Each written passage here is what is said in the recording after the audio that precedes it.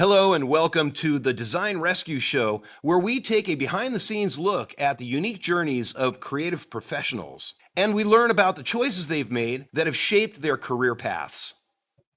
Hello, everybody, and welcome again to another episode of the Design Rescue Show. I'm your host, David Block, and with us today we have Rebecca Ati. And Rebecca, thank you so much for joining us today. Absolutely. Thank you so much for having me.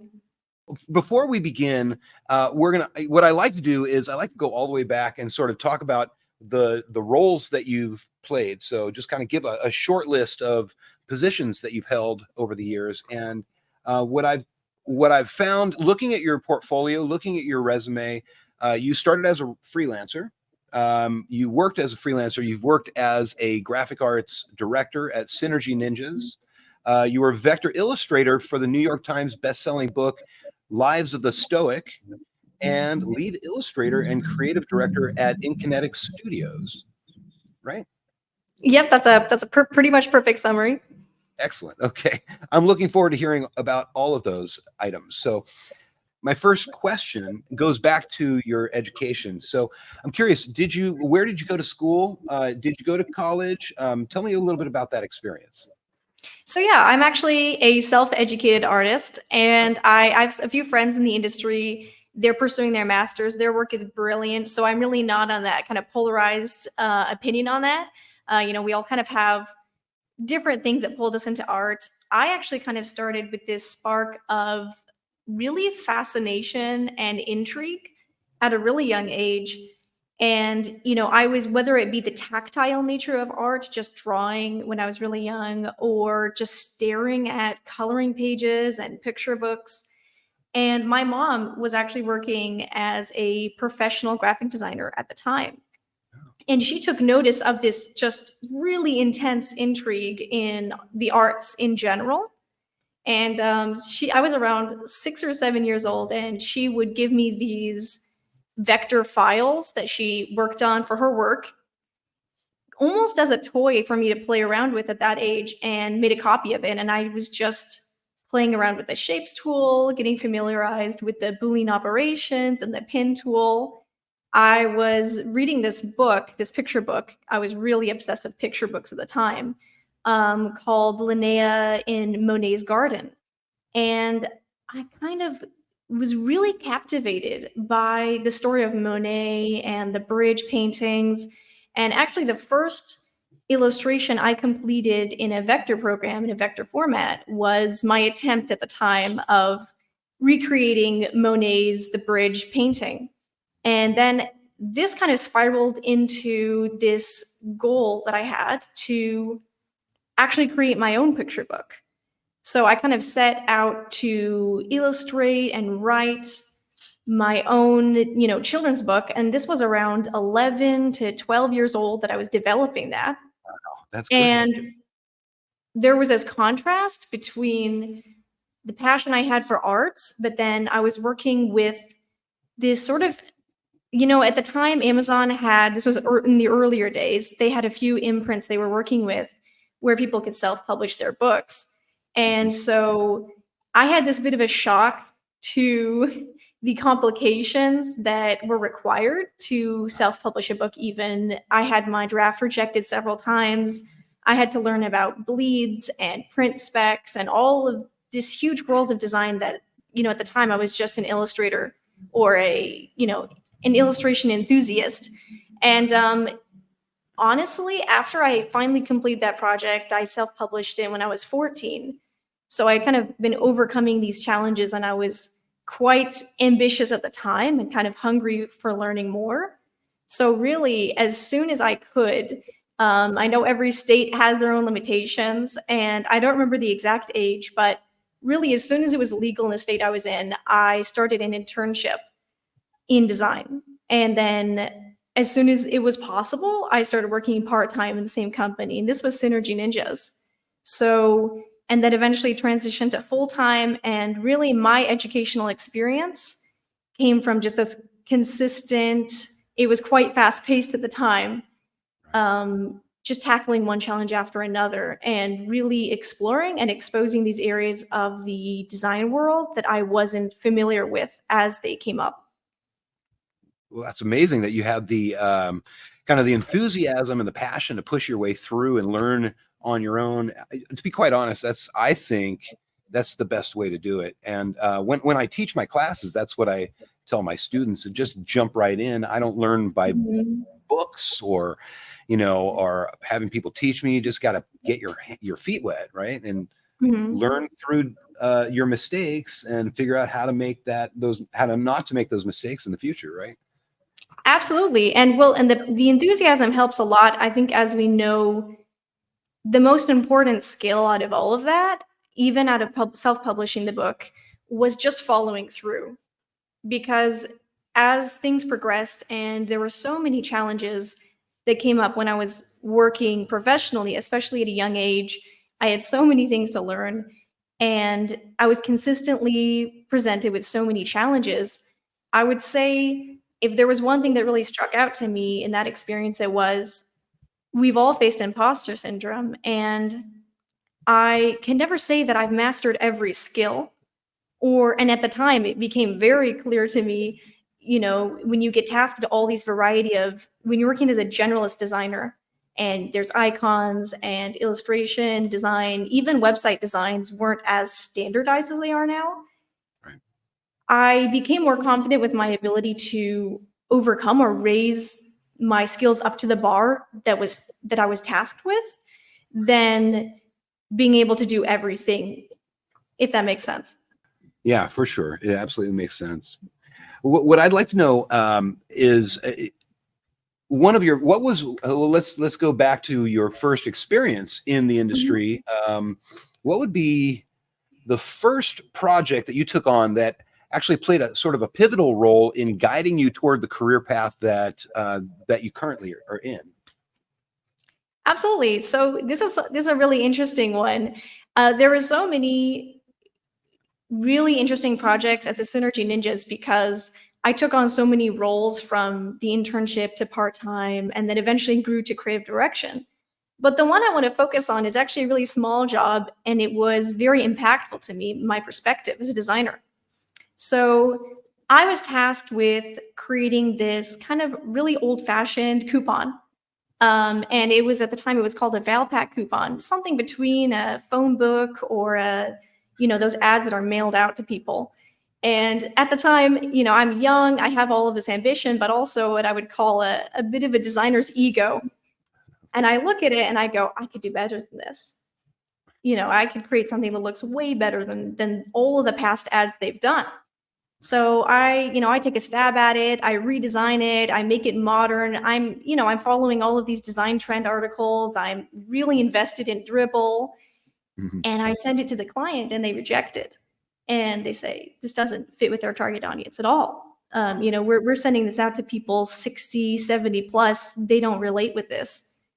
So then I started really listening a bit more to the marketing department. And as anyone in marketing knows, what you want to create isn't always what the client needs. So Right. that was really impactful to me to learn that, maybe I needed to create something within the parameters of what this person's target audience would understand. And it wasn't just about what I was in the mood to create. I was, working as a service to provide for someone, to provide a solution for them. And I think that really struck me that I needed to listen more instead of having an idea of what I wanted to create for myself. Right. Oh, that's really important. And it is so easy to go, in the direction that we love so much as designers. Like, I really want to do Mhm. this. I really want to do that. Yeah, for sure. And so, okay, well, let me jump a little forward to your time at Synergy Ninjas. Could you share an experience working on a project that presented kind of unique challenges, and how that helped you sort of grow as an artist and Mhm. designer? Funny enough, it's kind of linked towards what I said just now, where eventually I was working as a creative director and kind of leading a lot of subcontractors and other on staff designers, and managing a bit of training. And I found a lot of pushback from some of the people I was leading when I told them, I need you to create this for this audience. And they would say, that's too old fashioned, or this design doesn't look good. Their brand guide is bad. And, sometimes it was a challenge to communicate between what the client wanted and to also try to help the designers on that team understand that we had to find solutions within those parameters. So I think that was a challenge for me. And I think one thing that really helped me navigate that experience, because I was kind of now on the other end of that.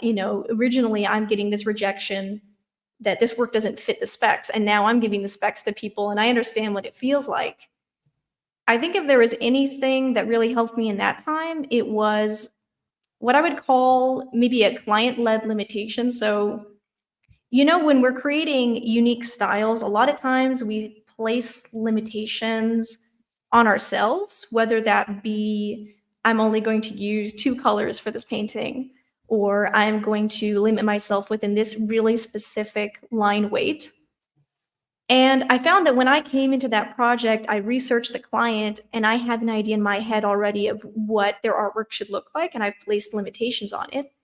Sometimes when I call that client and they don't see this from an artistic perspective, but they inevitably have their own limitations. Maybe they don't like a particular color, or their client base is really niched down, really unique, and they have their own limitations. So I started to try to look at those limitations as almost a challenge to develop a style around those limitations. And I found that it actually became kind of fun, as a fun challenge, that it was really stretching my abilities and I wasn't working in my comfort zone in terms of copying the same style over and over again. But it did help for me to communicate between the client, to kind of collaborate with them, and then communicate with the people I was working with to accomplish that goal and give them something that maybe didn't feel old-fashioned. Maybe this is intentionally retro.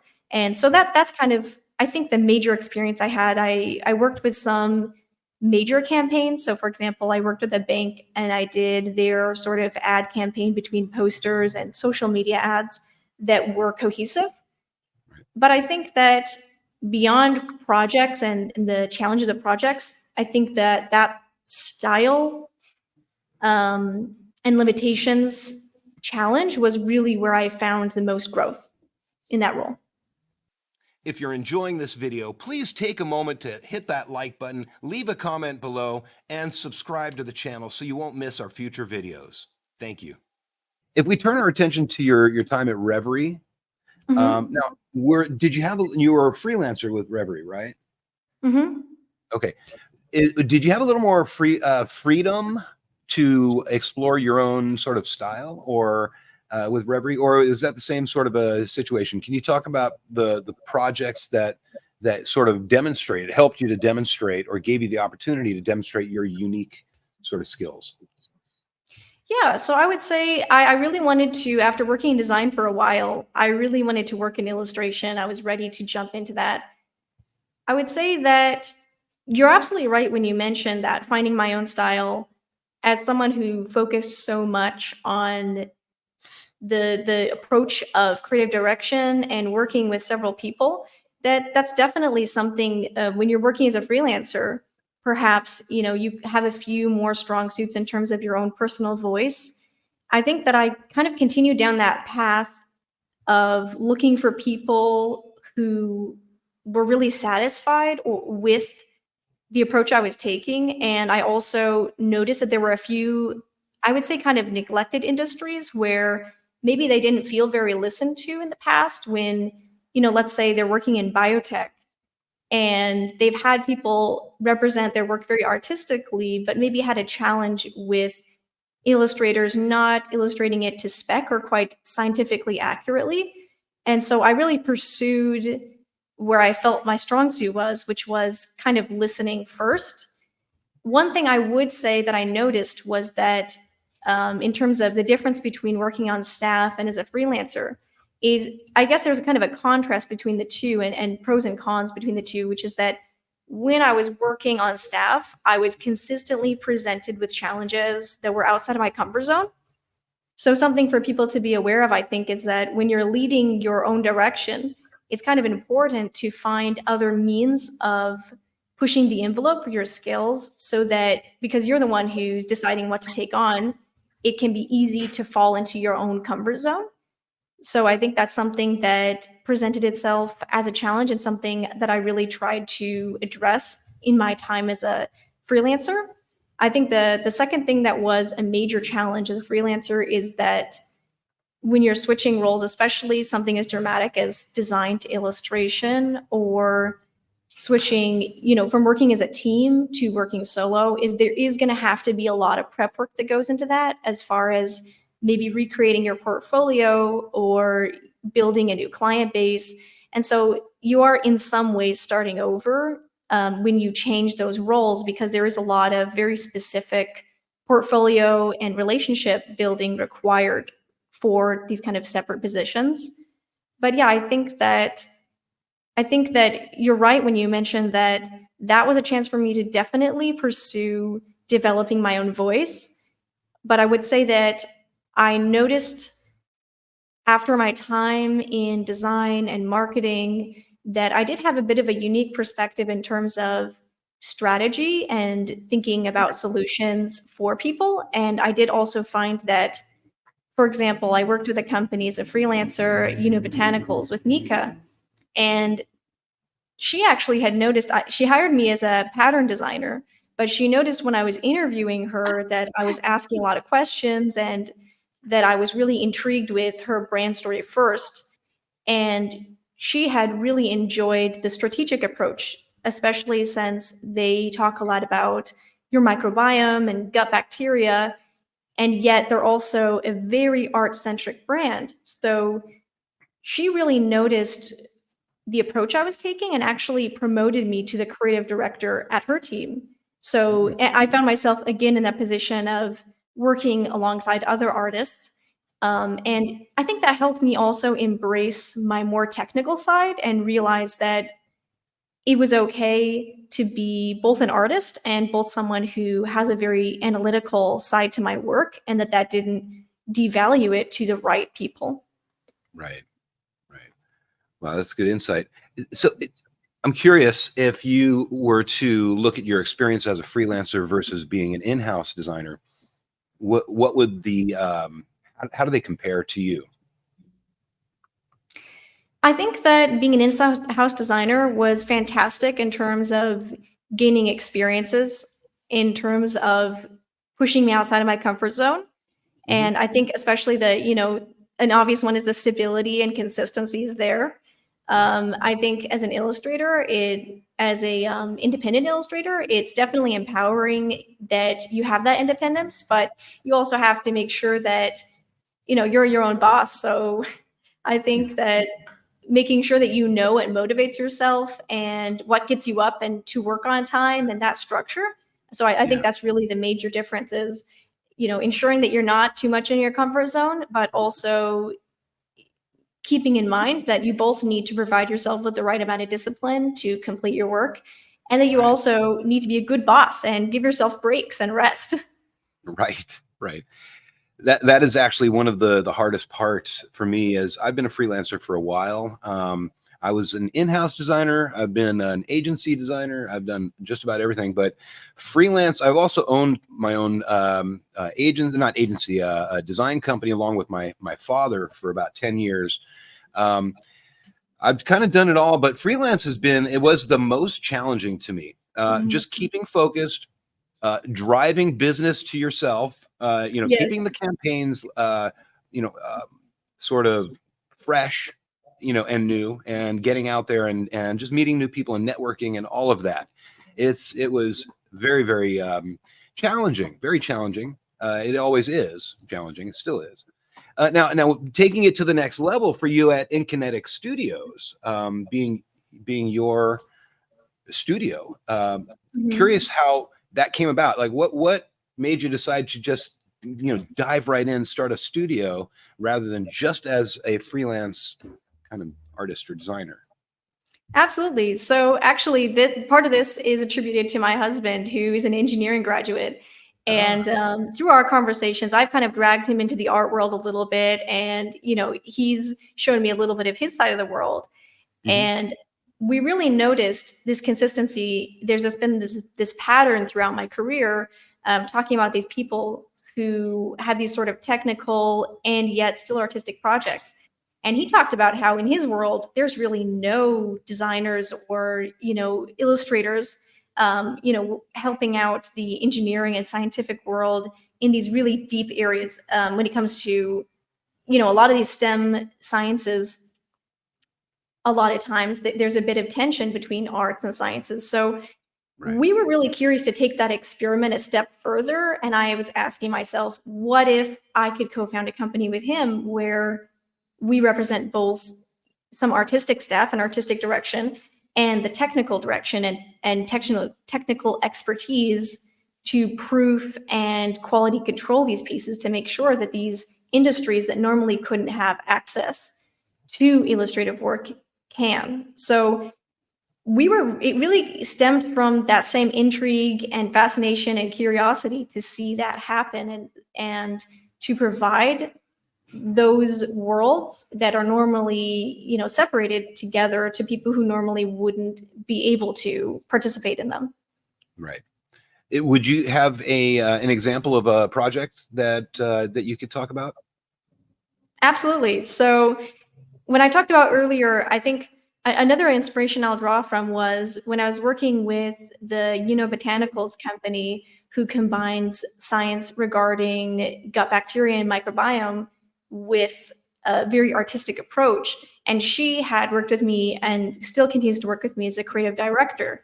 So that really inspired me and served as a part of the inspiration to start this. So an example of work we do would be, let's talk about civil engineering. Perhaps there's a civil engineering company that's designing their website and they want to portray some information in an engaging format in this modern day where people don't read as much, and they need some way to create engagement with their audience beyond just text. So perhaps they work with us and we illustrate part of that bridge building process. And so basically I would head up the artistic side of that representation. And we actually have a piece on our website very similar to this example where we show the process of this bridge being built. And then I work alongside the technical consultants on our team to ensure that that's technically accurate and that this is not, because then as an illustrator, I don't know everything there is to know about bridge building and the industrial world. So that's kind of an example of the type of work that we do. Excellent. Okay. Very interesting. So then moving on just a little bit to your illustration work on the lives of the Stoics. So I'm really interested in that. I'm actually writing a book myself currently, and I've got one of my honors students doing the illustration work for me. I'm really excited about that. But yeah, I'm really interested in hearing about your experience. Could you talk to us a little bit about your creative process for that particular project? Absolutely. So this was a really interesting project for me to work on. I had worked with the company Daily Stoic for several projects, and how we began our working relationship was that I submitted some samples. They were kind of scouting out artists, and I had submitted some samples in a retro style, which is what they requested at the time. And my sample wasn't chosen out of them, which was fine. I didn't expect to hear from them again. But a few months later, they came back to me and said, we really liked your attitude. We really liked your working process. Could you complete this project for us in a modern style? So we kind of began that working relationship together at the time, that was a motivational deck of cards relating to philosophy challenges. Mm-hmm. And one of the people represented in their company is Ryan Holiday, who is a kind of prolific author who tackles ancient philosophy and Stoicism in the modern day. So when he was looking for an illustrator for the book that he was working on, Lives of the Stoics, one of the people who was connected with him that had been working closely with me recommended my illustration. So I created a sample for that book, and that ended up being the direction that they went with. So the interesting thing about this project, I think there were two major components that stood out to me. Number one was recreating this really ancient style of the illustrations to connect with the historical nature of the book, but recreating that in a vector format. So I spent a lot of time developing that process for myself and trying to make that custom. I really didn't want to just put things through a filter. I wanted this to be very custom. And, we see a lot of old money style engraving artwork where we just have these wavy lines kind of overlaid on top of an image. I really wanted this to be sculpted and to draw the lines to curve towards the same curves and as the original drawing, and really emulate some of those techniques that people were using in the past. So I did a lot of experimentation and a lot of failed attempts and tries at this in my own time until I kind of perfected the process I wanted to use. And I actually continued to streamline that process as I was working on it. I think something that was really impactful to me as a part of that process, that even continued to bring my interest towards this blend of kind of science and history and industrial projects with creativity, was that while I was restoring some of these historical figures that perhaps only have a bust, some of them have, just shoulders down, I had to do a lot of in-depth research on each of these figures, their own philosophies and their own beliefs, to try to represent them correctly. And it kind of dawned on me while I was working on that was really a huge weight on my shoulders, that someone might read this book in the future and that's how they envision that character and this figure in history for the rest of their life. Other people, some of these figures haven't been restored before. Some of them haven't even been drawn before. So I realized this is a huge responsibility, that I have to research this, even if there were some historians reviewing the book to make sure it was accurate. I felt this huge weight to portray these people and honor them and the lives they lived as accurately as possible. So that involved a tremendous amount of research as a part of that process. Right. Well, the book is beautiful. It's clean. The art is very, very nice. Thank you so much. Great job on that. Great job. And what was the time period for that entire project? So there was really, because this was published under Portfolio, which is a kind of an imprint of Penguin Random House. And so there was quite a lot of processes they went through. So I did get a lot of information and descriptions, and part of the book, they were also going through review, and they also needed those illustrations by at least the first draft by a certain timeline as a part of that review, especially with, they had a co-author, they also had historians that were reviewing the book for accuracy. So we actually kind of had to create those in a pretty quick timeline and iterate it with more information as we went through those different reviews to ensure the quality and the accuracy of it. So that project itself was actually, I believe that was in around January is when I started illustrating that. And so that was around kind of COVID time. And but if you mean for the time period of the book itself where it was set in, that was actually through the entire history of Stoicism, which is really interesting. So instead of it being set in one time period, we're kind of going through the very inception of some of these really early Roman thinkers all the way to how it developed, and kind of one of the major influences in that line of thought, which is Marcus Aurelius, who was the emperor. Right. Excellent. All right. Thank you. Thank you. Well, we actually have come right up to the very last question. And I thank you once again for taking your time. I really appreciate this opportunity to explore your career path and hear the challenges that you came up against.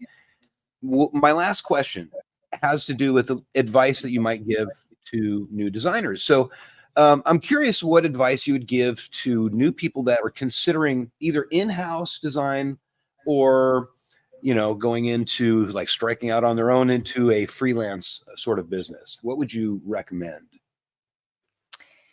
Well, thank you. That's a brilliant question. And also, thank you so much. I'm really honored to be here. I think I would say that patience is one thing. I know it sounds boring, but as I know a lot of us have so much excitement and interest and passion and ambition. So if there's anything I would recommend, it's, sit through the 3 hour color theory tutorial, have some patience with your work. Sometimes we work on something for 3 hours, it's not clicking, we feel like throwing it away. You'd be surprised. Sometimes when you feel like you're right at your wits' ends is right before it clicks. And I think art takes time sometimes, more than we would like. Excellent. Okay, excellent. Well, there we go. Switch right to you, and then I'll switch right back. Okay. Once again, thank you. I appreciate this time, and it's been awesome getting to meet you and getting to hear your story. And thanks again for being here. Likewise, thank you so much for having me. I'm absolutely honored.